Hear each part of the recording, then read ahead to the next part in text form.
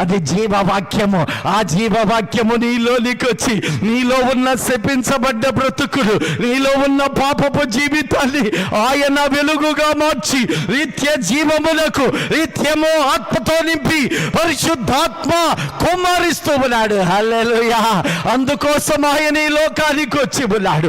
2000 సంవత్సరాల నాడు ఆయన శిలువ మరణము పొంది ఆ రక్తమును మన మీద కుమ్మరిస్తూ ఉన్నాడు. యేసు రక్తం ప్రతి పాపము నుండి ఆయన యొద్దకు వచ్చిన వారిని విమోచన చేస్తూ ఉన్నది. ఆయన శిలువ రక్తం, ఆ రక్తపు విలువ ప్రతి మానవాళిని మారుస్తూ ఉన్నది. నీవు చేయాల్సిందేంటో తెలుసా? ఆయన మందిరమును, ఆ తొట్టి యొద్దకు రావాలి. ఆ తొట్టిలో ఆహారం ఉన్నది. ఆ ఆహారము ఎవరు నెమర వేస్తూ ఉన్నాడో ఆ నెమర వేసే కొద్దీ అందులో వ్యర్థమైన జీవితము, ఈ పాపపు బ్రతుకు సమాధి చేస్తూ నిన్ను జీవములోనికి చేస్తూ ఉన్నాను. అందు నిమిత్తము నేను 2000 సంవత్సరాల నాడు వచ్చాను. రాజులు వ్యతిరేకముగా లేచారు, రాజ్యాలు వ్యతిరేకులైపోయినాయి. కానీ ఈ రోజున ప్రముఖ ఆర్కలాజికల్ పురావస్తు శాస్త్రవేత్తలు వెళ్ళి ఆ సమాధిని చూసి ఇందులో మరణమున్నది, ఆ మరణమును గెలిచిన వాడు మన ప్రియుడైన యేసు అని ప్రకటిస్తూ ఉన్నారు.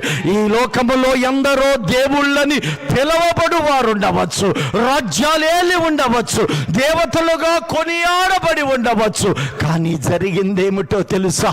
వారు కూడా భూమి మీదకు వచ్చి చనిపోయారు తప్ప మన ప్రియుడైన క్రీస్తు మాత్రమే మరణమును గెలిచి నిన్ను నన్ను జీవములోనికి ఇచ్చినవాడు. ఆయన 2000 సంవత్సరాల నాడు రాజులు కూలిపోయారు, రాజ్యాలు కూలిపోయినాయి, సింహాసనాలు చెల్లా చెదురైపోయాయి.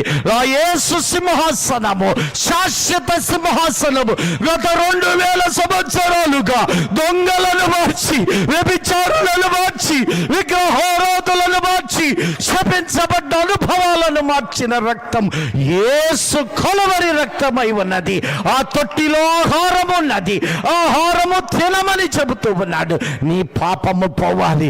ఆయన పుట్టుకను ఒక వేదిక చేశాడు, ఆయన పుట్టుకను ఒక ఉపన్యాసము చేశాడు. పసిబిడ్డ మాట్లాడలేడని అనుకుంటున్నావా? ఆయన పరిశుద్ధాత్మ పూర్ణుడై ఉన్నాడు. ఆ 7 సత్యములను ఆయన మనకు పంచుతూ ఉన్నాడు. దేవునికి స్తోత్రం. ఈ రోజున యేసు దగ్గరకు వచ్చిన వాడు ఆస్తులు లేకపోవచ్చు, ఐశ్వర్యము లేకపోవచ్చు, కానీ ఆయనను భుజించిన వాడు, ఆయనకిష్టుడైన వాడు సమాధానమును పొందుతూ ఉన్నాడు.